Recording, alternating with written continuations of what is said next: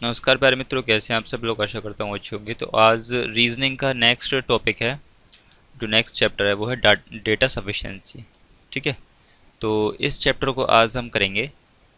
तो देखिए, ये कई चैप्टरों का मिक्सचर है। इसमें देखिए जो एज संबंधित है वो भी आ जाएगा। ठीक है, और जो ग्रेटर देन लेस देन छोटा बड़ा वो भी आ जाएगा इसमें, और जो सीटिंग अरेंजमेंट है वो भी। तो ये कई जो है ना, कई चैप्टरों का मिक्सचर चैप्टर है।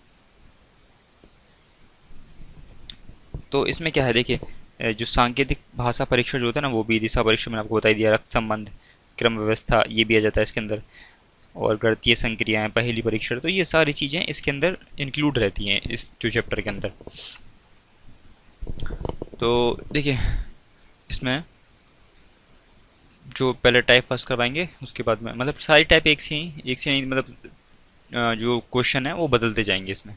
ठीक है, कभी क्या, कभी डायरेक्शन वाला आ जाएगा, तो कभी रक्त संबंध वाला, कभी क्रम व्यवस्था वाला। तो इस तरह के इसमें क्वेश्चन हमें दे रखे हैं। और अब देखिए, जैसे क्वेश्चन हमें दे रखे हैं, उसके बाद में किस क्वेश्चन का जैसे कथन दे रखे होंगे ना, तो कौन सा कथन इसमें, कथन फर्स्ट या कथन सेकंड उत्तर देने के लिए पर्याप्त है, तो उसके संबंध में यहाँ दे रखा है। जैसे देखिए, यदि केवल एक में दिया गया डाटा प्रश्न का उत्तर देने के लिए पर्याप्त है। ठीक, जो कथन एक में डाटा दे रखा है वो प्रश्न का उत्तर देने के लिए पर्याप्त है, तो इस तरह हमें बताना होगा। जबकि कथन दो में दिया गया डाटा प्रश्न का उत्तर देने के लिए पर्याप्त नहीं है। अगर इसमें दो कथन होंगे, कथन एक कथन दो, अगर पहला वाला हमें पहले वाले से उत्तर मिल जाता है और दूसरे वाले से नहीं मिल पाता, तो क्या करेंगे, लिखेंगे प्रश्न केवल एक कथन एक उत्तर देने के लिए पर्याप्त है, जबकि दूसरा नहीं। बी है इसमें ऑप्शन। केवल दो, केवल कथन दो में दिया गया डाटा प्रश्न का उत्तर देने के लिए पर्याप्त है, जबकि एक में दिया गया डाटा पर्याप्त नहीं है। सी है, या तो एक, या तो केवल कथन एक, या तो केवल कथन दो, है ना, जैसे दोनों में उत्तर दे दिया हमें, तो लिख देंगे या तो केवल एक या फिर केवल दो, दोनों में से कोई एक भी मिल जाता है हमें, तो भी प्रश्न का उत्तर देने के लिए पर्याप्त है। इसी प्रकार डी है, कथन एक और कथन दो दोनों मिलाकर, दोनों का डाटा मिलाकर प्रश्न का उत्तर देने के लिए पर्याप्त है। मतलब कथन एक और दो दोनों को मिलाने के बाद हमें उत्तर मिल पा रहा है। हाँ, यह दोनों को मिलाकर ही प्रश्न का उत्तर देने के लिए पर्याप्त नहीं है। ठीक है, ये नहीं है, मतलब दोनों कथनों को मिलाकर भी प्रश्न का उत्तर नहीं मिल रहा है। ई वाला है कि दोनों को मिलाकर प्रश्न का उत्तर मिल रहा है, कथन एक और कथन दो को मिलाकर। तो इन फाइव हमें दे रखे हैं, इनमें से हमें प्रश्न का उत्तर देना है। तो चलते हैं सीधे क्वेश्चन पे। तो पहला दे रखा है इसमें, कथन एच का बी से क्या संबंध है। अब पहला कथन है इसमें, एच की शादी पी के साथ हुई। तो ठीक है, हम एच की शादी पी के साथ करवा देते हैं। ठीक है, तो ये पति पत्नी है, इनमें इसमें हमको पता नहीं है कौन पति है कौन पत्नी है, लेकिन नेक्स्ट पढ़ते हैं। यहाँ कॉमा होगा। पी टी की माता है, पी जो है वो क्या है, टी की माता है। ठीक है, तो ये क्या हो गई, लेडीज है ना, तो इस माइनस कर देते हैं। ये क्या हो गया, इसका पति, तो ये पॉजिटिव हो गया, मतलब ये हुआ कौन, ये हुआ आदमी। ठीक है, ये औरत। उसके बाद में ये मैन हो गई, ये वुमेन हो गई। टी की शादी डी के साथ हुई। अब ये कहना चाह रहा है, टी की जो शादी है ना, वो डी के साथ हो गई। ठीक है, डी बी का पिता है। डी डी जो है ना, ये क्या हो गया, पिता। पिता है तो क्या हो गया, प्लस, पिता किसका है, बी का, तो ये क्या हो गई, माइनस। अब एच का बी से क्या संबंध है ना, ये इसने पूछा हमसे, एच का बी से क्या संबंध है। तो आपको पता है ये कौन हो गए, पति पत्नी। ठीक है, और पी की बेटी कौन हुई, टी। तो बेटी और बेटी का पति कौन, डी। तो एक तरह से ये इसका भी ये बी जो है इसका भी वो हुआ, मतलब इसकी बी की माँ कौन है, टी। तो इस प्रकार एच का बी से क्या संबंध हुआ, नाना। एच का बी से संबंध हुआ नाना का। ठीक है, अब सेकंड वाला पढ़ते हैं। तो मतलब पहले से तो हमें उत्तर मिल गया, क्या सेकंड वाले से उत्तर मिल पाएगा। बी टी की पुत्री है, बी जो है, ठीक है, वो टी की पुत्री है। टी एन की बहन, टी क्या है, एन की बहन है। ठीक है, एच एन का पिता है, एच कौन है, एन का पिता, तो एच एन का पिता है। अब इसमें आप एक चीज समझिए, बी हो गई टी की पुत्री। ठीक, उसके बाद में टी एन की बहन है। ठीक है, टी एन की बहन है और एच एन का पिता, एच एन का पिता। अब ये बहन है तो मतलब ये इसकी पुत्री है, तो ये इसकी माँ हुई, बी की माँ कौन हुई, टी, तो इसका कोई पति भी होगा। ठीक है, हमें नहीं पता कौन है, लेकिन एच का बी से संबंध पूछा है, तो मतलब पिता की जो पुत्री है ना, पिता की पुत्री की पुत्री कौन हुई, आपको पता है कौन हुई कौन, तो एच का बी से क्या संबंध हुआ, नाना, वही वाला संबंध निकला। तो हम क्या कह सकते हैं, हमें दोनों से ही उत्तर मिल रहा है, तो इसका ऑप्शन नंबर सी। ठीक है, ऑप्शन नंबर सी देखिए क्या कहता है, या तो केवल कथन एक या केवल कथन दो दिया गया डाटा प्रश्न का उत्तर देने के लिए पर्याप्त है। मतलब कि या तो केवल एक या केवल दो, दोनों में से कोई भी एक ले लीजिए और वो प्रश्न का उत्तर देने के लिए क्या होगा, पर्याप्त होगा। तो ऑप्शन सी इसका सही आंसर होगा। नेक्स्ट है कथन, इस कथन में कह रहा है 5 व्यक्तियों डी ई एफ जी तथा एच में प्रत्येक की लंबाई अलग अलग है, हमें नहीं पता लंबाई क्या है, उनमें से दूसरा सबसे लंबा कौन है, इसने हमसे ये पूछा। जो पहले कथन में दे रखा है उसे पढ़ते हैं। डी केवल जी तथा ई से लंबा है, इसने कहा डी जो है ना वो जी व केवल जी व ई से लंबा है। देखिए ध्यानपूर्वक समझिए कैसे, डी जो है ना वो केवल जी और ई से लंबा है। ठीक है, मतलब इन दोनों से लंबा कौन है, डी। एफ सबसे लंबा नहीं है, जब इसने कहा एफ सबसे लंबा नहीं है और डी केवल 2 से ही लंबा है, तो इसका नंबर कहाँ जाएगा, सेकंड पे। ठीक है, यहाँ पर तो अब सबसे लंबा हमें बचा कौन, देखिए डी हो गया, जी हो गया, ई हो गया, डी ई जी हो गया, एफ भी हो गया, बचा कौन, एच। तो सबसे लंबा कौन हुआ, एच, एच हुआ ना हुआ।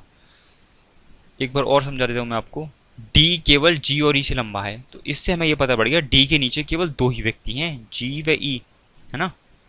फिर इसने कहा एफ सबसे लंबा नहीं है, टोटल कितने हैं, 5 व्यक्ति हैं हमारे पास, 3 हो चुके हैं। अब जिसमें कि इसने एक हमें बता दिया एफ सबसे लंबा नहीं है, तो हमें पता पड़ गया एफ दूसरे नंबर वाला, दूसरे नंबर के स्थान पे है, तो सबसे लंबा कौन हुआ, एच हुआ। तो पहले वाले से हमें पता पड़ गया। अब जिसने हमसे पूछा है इस उनमें से दूसरा सबसे लंबा कौन है, तो कौन है, एफ हो गया।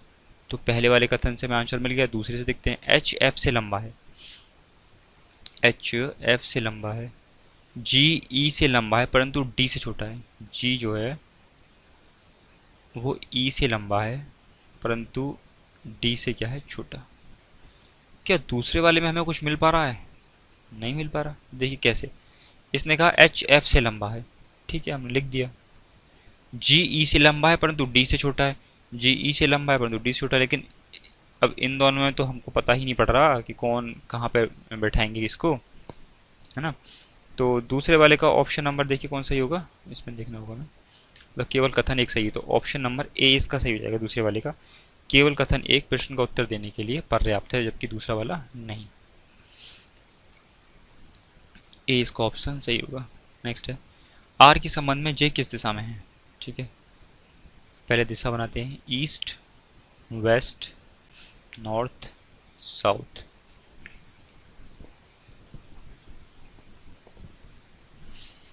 पहला है आर पी के पश्चिम में है, इसने कहा आर, यहाँ कॉमा है, आर पी के पश्चिम में है, आर जो है, एक मिनट से काटिए, आर पी के पश्चिम में, तो पी होगा यहाँ पर, आर कहाँ हो गया, पश्चिम में। ठीक है, आर पी के पश्चिम में है, तो पश्चिम किधर है, ये इधर पश्चिम है, पश्चिम, ये पूर्व, ये दक्षिण। इसने कहा आर पी के पश्चिम में, तो आर कहाँ हो गया, पी के पश्चिम में आर हो गया। उसके बाद है पी जी के दक्षिण में है, पी जो है वो कहाँ है, जी के दक्षिण में, पी जी के दक्षिण में। ठीक है, दक्षिण देखिए इधर की साइड है, इस वाली साइड, तो जी के दक्षिण में कौन हो गया, पी। उसके बाद में जे जी के पश्चिम में है, इसने कहा जे जी के पश्चिम, पश्चिम किधर है, नीचे की साइड, जे जी के पश्चिम में है। जब आर पी जी तथा जे को सीधी रेखाओं में जोड़ा जाता है तब एक वर्ग बनता है, हाँ बन गया वर्ग, सही बात है। अगला करिए, कथन एक हमारा इसमें ये फॉलो कर रहा है। अब इसमें देखिए, और इससे हमें ये भी पता पड़ रहा है आर जे के संबंध में किस दिशा में है, आर जो है जे के संबंध में किस दिशा में है, दक्षिण में है। ठीक है, इधर की साइड, आप देखिए दक्षिण इधर, इधर नेक्स्ट के जे के दक्षिण में है। के, इसने कहा के जे के दक्षिण में है, तो बनाइए के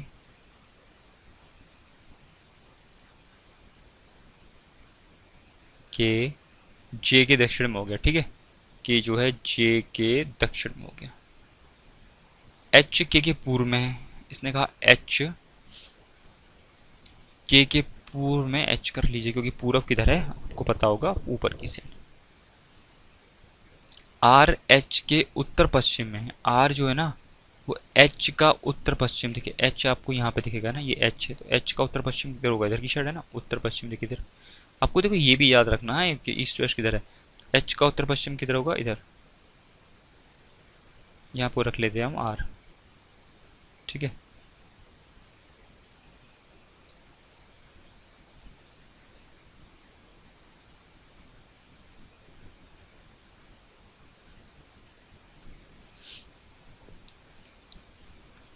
जबकि आर के तथा एच को सीधी रेखा में जोड़ा जाता है। आर के तथा एच को सीधी रेखाओं में जोड़ा जाता है, ठीक है। तो आर के एच को हमने सीधी रेखाओं में जोड़ दिया, तो अब एक समकोण त्रिभुज बनता है। हाँ सही बात है, एक बन गया समकोण त्रिभुज, ठीक है। अब ये पूछ रहा जो कथन था हमारा, आर के संबंध में जे किस दिशा में है। आर के संबंध में जे,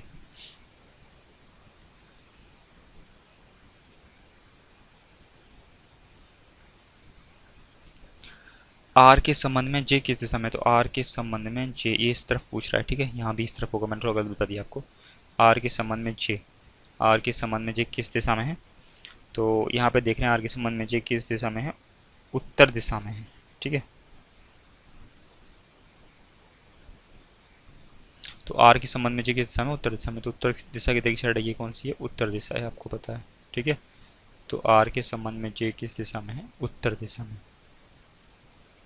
ये इसका क्या होगा आंसर। अब आप समझिए जो चारों ऑप्शन दे रखे हैं उसमें से हमारा कौन सा सही होगा इसमें। देखिए दोनों से हमारा उत्तर आ रहा है, तो कौन सा होगा, यदि या तो केवल कथन एक या तो केवल कथन दो दिया गया डाटा प्रश्न का उत्तर देने के लिए पर्याप्त है। सी इसका ऑप्शन सही होगा, इसका नहीं, सॉरी इसका है ना, तो सी वाला ऑप्शन इसका उत्तर देने के लिए मतलब पर्याप्त होगा। मतलब या तो केवल एक ले लीजिए या फिर कथन दो ले लीजिए, दोनों में से कोई भी एक ही उत्तर पर्याप्त होगा। अगला है, एक पंक्ति में के का स्थान दाईं छोर से क्या है, ठीक है। पंक्ति में विद्यार्थियों की संख्या एक से कम है, जबकि पंक्ति में 11 से अधिक विद्यार्थी नहीं है। देखो एक बार दोबारा पढ़ते हैं, यहाँ थोड़ा मैंने गलत पढ़ दिया। पंक्ति में विद्यार्थियों की संख्या एक सम संख्या है, ठीक है, ये कहना चाह रहा है। तो इसने कहा पंक्ति में विद्यार्थियों की संख्या सम संख्या है, तो संख्या क्या हो सकती है, चार, एक मिनट, 4 हो सकती है, ठीक है, 6 हो सकती है, 8 हो सकती है, 10, तो इनमें से कुछ भी हो सकती है। तो क्या इससे हम के का दाईं छोर से अनुमान लगा सकते हैं, नहीं लगा सकते, पता ही नहीं पड़ेगा इसमें तो क्या हो रहा है। अगला पढ़िए, यदि पंक्ति में एकदम बाईं छोर पर, सी पंक्ति में एकदम बाईं छोर पर है, देखिए इधर वाला हिस्सा हो गया हमारा बायां, ठीक है, ये वाला पार्ट, इधर वाला हो गया दायां। आपका दायां हैंड दायां हिस्सा, आपका बायां हैंड इसका बायां हिस्सा, ठीक है, बाईं छोर, दायां हिस्सा दाईं छोर, बायां हिस्सा बाईं छोर। अपने हाथ की तरफ देख लीजिएगा, दायां मतलब सीधा और बायां मतलब उल्टा। सी तथा बी के बीच में 5 विद्यार्थी हैं, सी तथा बी के बीच में 5 विद्यार्थी हैं, बी के दाएं तीसरे छोर पर ओ है। तो पहला था सी पंक्ति में केवल बाईं छोर पर है, तो बाईं छोर पर सी हो गया यहाँ पर, ठीक है। 5 विद्यार्थी हैं, 1 2 3 4 5, और सी तथा बी के बीच में 5 विद्यार्थी हैं, ठीक है, 5 विद्यार्थी हो गए, 1 2 3 4 5, सी हो गया बाईं छोर पर। उसके बाद में बी दाएं, बी के दाएं तीसरे स्थान पर ओ है, बी के दाएं पर पहला दूसरा तीसरा, तीसरे बी के दाएं तीसरे स्थान पर क्या हो गया, ओ हो गया, ओ। तो के किसी छोर पर नहीं है, अब इसने कहा के किसी भी छोर पर नहीं है, तो छोर पर तो होगा नहीं के। ओ तथा के के बीच केवल एक विद्यार्थी है। ओ तथा के कहाँ पे आएगा? यहाँ पर, क्योंकि अगर हम के को आगे भी लिखें, ठीक है, यहाँ पर भी लिखने की कोशिश करें तो, लेकिन इसने कहा के किसी भी छोर पर नहीं है, तो यहाँ तो ऑलरेडी गलत हो गया है। तो कहाँ लिखना होगा? पीछे लिखना होगा आपको। अब प्रश्न था हमारा, एक पंक्ति में के का स्थान दाईं छोर से क्या है? तो दाईं छोर ये है, तो दाईं छोर से क्या है? First, second, third. तो कौन सा कथन प्रश्न का उत्तर देने के लिए पर्याप्त है? सेकंड। तो बी वाला ऑप्शन इसका सही होगा, है ना? आप देख लीजिएगा, प्रश्न का बी, केवल बी प्रश्न का उत्तर देने के लिए पर्याप्त है, मतलब सेकंड वाला कथन। अगला है, सप्ताह के किस दिन अरविंद मुंबई गया? नहीं पता हमको, लेकिन दो कथन दे रखे हैं, पता लगाते हैं इसमें। अरविंद सोमवार के बाद तथा बृहस्पतिवार के पहले मुंबई गया, पर वह विषम दिवस नहीं था। मंडे लिखिए, मंडे, ट्यूसडे, वेनसडे, थर्सडे, ठीक है, सोमवार, मंगल, बुध, बृहस्पति। अब उसके बाद में इसने कहा अरविंद सोमवार के बाद, मतलब सोमवार के तो बाद है ना, और बृहस्पतिवार के पहले, इसके पहले मुंबई गया वो, पर विषम दिवस, पर उस दिन क्या कह रहा है? विषम दिवस नहीं था। तो अगर फर्स्ट, सेकंड, थर्ड, फोर्थ, है ना, तो अब देखिए विषम दिवस कौन से है? वेनसडे पे बचा क्या हमारे पास? ट्यूसडे। तो ट्यूसडे को गया होगा वो, तो ट्यूसडे इसका सही आंसर है।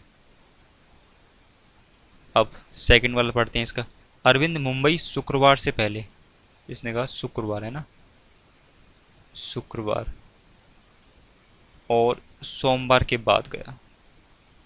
शुक्र मुंबई शुक्रवार से पहले था, सोमवार के बाद गया। अब सेकंड वाले हम कैसे पता लगा सकते हैं भाई कि शुक्रवार से पहले और सोमवार के बाद? तो बहुत सारे दिन है, मंगल, बुध, बृहस्पति, है ना, 3 दिन है, और तीनों में इसमें और कोई हमें कनेक्ट करने के लिंक दिया नहीं है। जैसे इसने कहा, इसने तो विषम दिन दे दिया था पहले वाले में, तो इसका हम कैसे पता लगा सकते हैं? नहीं पता लगा सकते, तो दूसरा तो किया जाए गलत।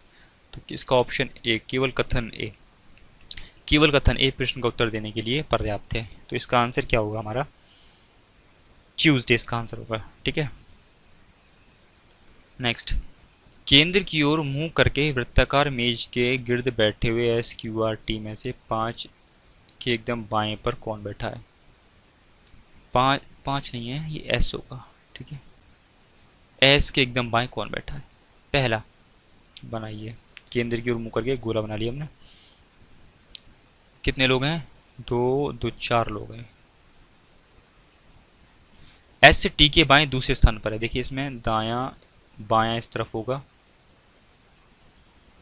दायां ये वाला हिस्सा होगा, ठीक है, इधर की साइड, मतलब नीचे से ऊपर की तरफ जाएंगे तो दायां, और इधर में नीचे से ऊपर जाएंगे तो बायां। एस टी के बाएं दूसरे स्थान पर बैठा है, इसने कहा एस जो है, एस टी के बाएं, टी के बाएं दूसरे स्थान पर, पहला दूसरा हो गया, ठीक है। क्यू व आर के बीच केवल एक व्यक्ति बैठा है, क्यू व आर के बीच, तो यहाँ क्यू कर लीजिए, यहाँ आर कर लीजिए, एक व्यक्ति दोनों तरफ किसी भी तरफ कर लीजिए, एक व्यक्ति बैठा है, या फिर यहाँ पे आर हो सकता है, यहाँ पर क्यू हो सकता है। भाई इसे निश्चित तो दिया नहीं है, एक व्यक्ति बताया तो कैसे भी कर लो, व्यक्ति तो एक ही बैठ रहा है। तो क्या इससे हमें पता पड़ रहा है कि एस के एकदम बाएं कौन बैठा है? एस के एकदम बाएं, अगर देखते आप एकदम बाएं देखें तो क्या है? क्यू भी आ रहा, आर भी आ रहा, तो नहीं पता पड़ रहा कौन है, ठीक है, क्योंकि इसने क्यू व आर के बीच केवल एक व्यक्ति बैठा है। कहीं से भी बैठा लीजिए, क्यू आर के बीच एक व्यक्ति बैठेगा। दूसरा कथन देखते हैं, तो पहले से तो हमें क्लियर नहीं हुआ कि क्यू बैठा है कि आर बैठा है। आर टी का निकटतम पड़ोसी नहीं है, गोला बनाइए, आर टी का निकटतम पड़ोसी नहीं है, कोई दिक्कत नहीं है। टी एस का निकटतम पड़ोसी, तो आर को यहाँ लिखिए आर टी, क्योंकि आर टी का निकटतम पड़ोसी नहीं है तो आमने सामने हो जाएंगे। टी एस का निकटतम पड़ोसी नहीं है, एक मिनट, सॉरी मैं थोड़ा गलत बोल गया आपको,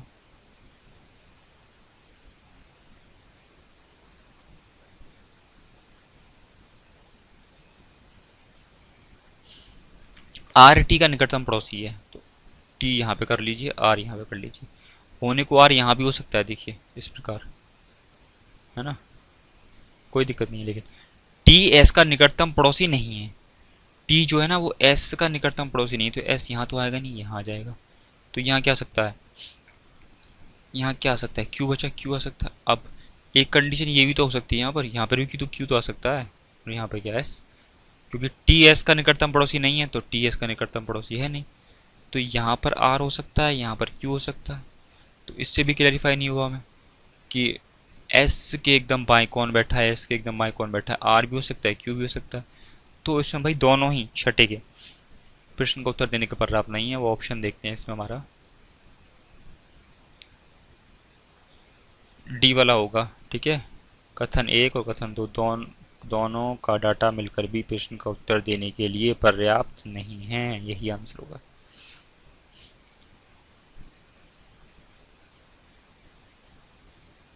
अगला क्वेश्चन, बिंदु एल के संबंध में बिंदु पी कितनी दूर है।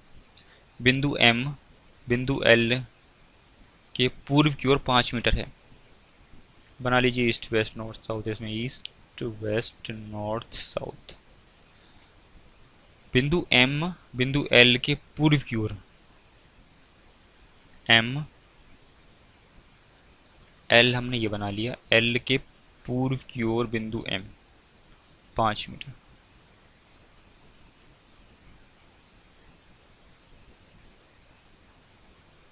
इसे थोड़ा नीचे बनाते हैं ना।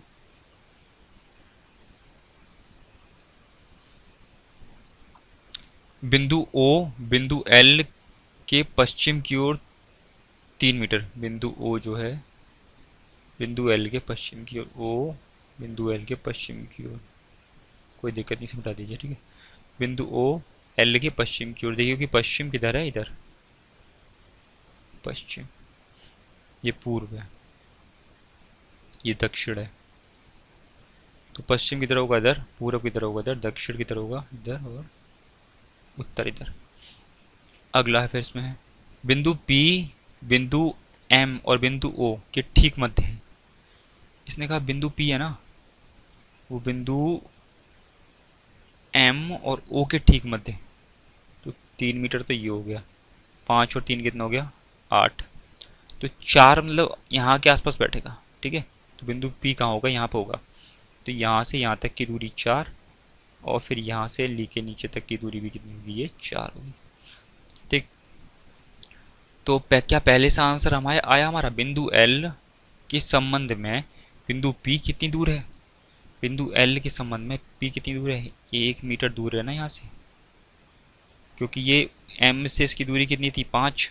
ठीक है, बिंदु एम से एल की दूरी थी 5, आपको पता होगा।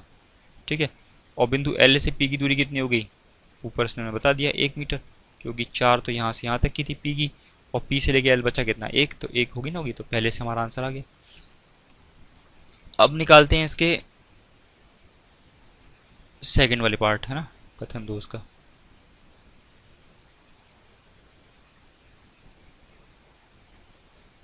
बिंदु एस बिंदु एल के पूर्व की ओर 6 मीटर है।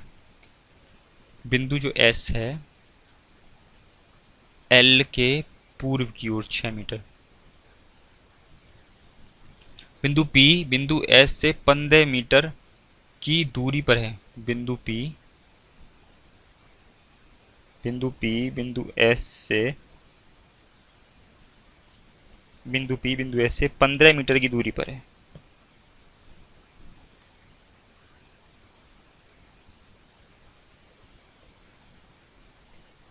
ठीक है, वैसे यहाँ 15 नहीं है, 5 होगा, 15 कुछ ज़्यादा हो जाएगा, 15 भी कर लोगे तो अभी कोई दिक्कत नहीं, वैसे 5 है, है ना, 5 है यहाँ।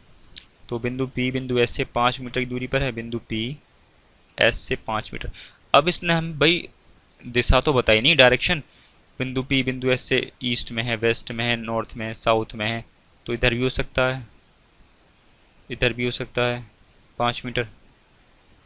ठीक है, पी पी इधर भी हो सकता है, अब तो किधर भी हो सकता है, क्या पता हमें, तो दूसरा तो हो गया गलत। तो सेवन्थ वीक आंसर कौन सा हो जाएगा हमारा, ए। केवल कथन एक प्रश्न का उत्तर देने के लिए पर्याप्त है। अगला है P Q R S T तथा P Q R S T एक वृत्त के गिर्द केंद्र की ओर मुंह करके बैठे हैं। बना लीजिए एक वृत्त।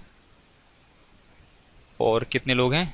1 2 3 4 5। 5 लाइन ड्रॉ कीजिए इस पे। टी के ठीक दाएं कौन बैठा है, इसने हमसे ये पूछा। अब पहला कथन देखिए इसमें, टी के ठीक बाईं ओर RQS उसी क्रम में है। मैंने आपको बता दिया है, बायां ये वाला हिस्सा होता है, अपने अपना उल्टा हाथ देखिए किधर है, दाएं ये वाला हिस्सा होता है, अपना सीधा हाथ देखिए किधर की साइड है। ठीक है, टी के ठीक बाईं ओर RQ तथा S उसी क्रम में है। तो टी हो गया यहाँ पर हमारा, RQ और S इसी क्रम में बोल दिया इसने। ठीक है, बाईं ओर। अब बचा कौन हमारा? P बचा, तो P को यहाँ रख लीजिए। इससे आंसर निकल के जाएगा, टी के ठीक दाएं कौन बैठा है? टी के ठीक दाएं P बैठा है, तो पहले से हमारा आंसर आ गया। सेकंड वाला देखते हैं, S तथा T के बीच में P बैठा है। S तथा T के बीच में P बैठा है, चलो बैठा लीजिए। लेकिन यहाँ भी S हो सकता है, यहाँ भी T हो सकता है, फिर दो जगह हम क्या रखें, कुछ पता ही नहीं है, तो ये तो हो गया गलत। ठीक है, तो इसका आंसर होगा हमारा A। कथन एक प्रश्न का उत्तर देने के लिए पर्याप्त है, जबकि दूसरा वाला नहीं है। ठीक है, अगला, P के पास कितने ड्रेस हैं? पहला है इसमें, देखिए एक थोड़ा गड़बड़ हो गया इसमें, या मैंने किसी और का ये इसमें गलत आ गया है। ठीक है, इसको मैं हटा देता हूँ, ये गलत है यहाँ पर। ये दो ही इसके कथन है। P के पास कितने ड्रेस हैं हमको पता नहीं है, लेकिन पहला है इसमें कथन है, P के पास T से 2 ड्रेस कम है। P के पास T से 2 ड्रेस कम है, तो कर दीजिए 2 ड्रेस कम। P के पास T से 2 ड्रेस कम है, हो गए। M के पास 7 ड्रेस हैं, M के पास 7 ड्रेस हैं, जो T से 30% कम है। अब यहाँ पर आपको एक चीज़ समझनी होगी, तो T के पास ये कह रहा है M के पास 7 ड्रेस हैं जो T से 30% कम है, तो यहाँ कितना जाएगा 10, और 10 का अगर आप 30% निकालोगे तो कितना हो जाएगा 3 है ना, तो 10 में से 3 कम किया तो कितना बचा 7। तो M के पास 7 ड्रेस हैं, तो मतलब T हमने एकदम सही लिया है। तो T के पास 10 हैं, तो P के पास कितनी हो जाएंगी, X मतलब 10 माइनस 2 कितनी हो जाएंगी 8, है ना। तो अब इससे यहाँ पे एक चीज़ समझिए, पहले से उत्तर मिला नहीं मिला, दूसरे से मिल पाया नहीं मिल पाया, तो मिला किससे, दोनों को मिला के। तो इसका आंसर कौन सा हो जाएगा हमारा, ये थोड़ा देखना पड़ेगा।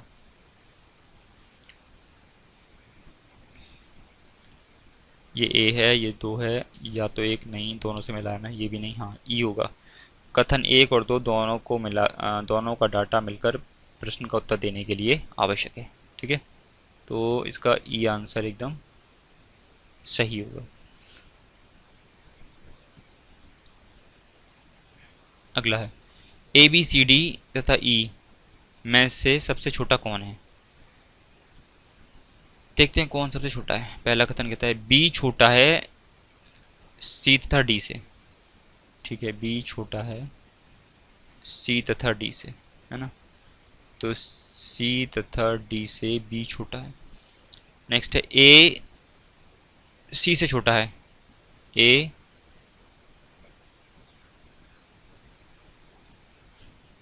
C से छोटा है, A जो है वो C से छोटा है, परंतु E से बड़ा है।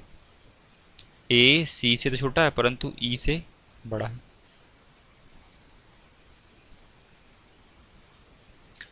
अब इसमें आप उत्तर देंगे, इसने हमसे पूछा है ABCDE में से कौन सबसे छोटा कौन है।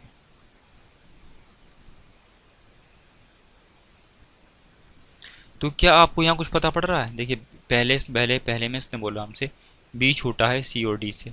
ठीक है, छोटा हो गया। उसके बाद में A C से छोटा है परंतु E से बड़ा है, तो A C से छोटा है परंतु E से बड़ा है। तो C और D का हम क्या करें, C और D में हमको पता ही नहीं कौन छोटा बड़ा है, और फिर इसको नीचे कैसे, दोनों को मिलाकर भी डाटा नहीं मिल रहा, तो फिर इसमें क्या हो जाएगा, ना तो 11वें का, फिर ना तो फिर इसमें एक और ना ही दो, दोनों को मिलाकर डाटा देने के लिए पर्याप्त नहीं है, तो डी इसका ऑप्शन हो जाएगा। ठीक है,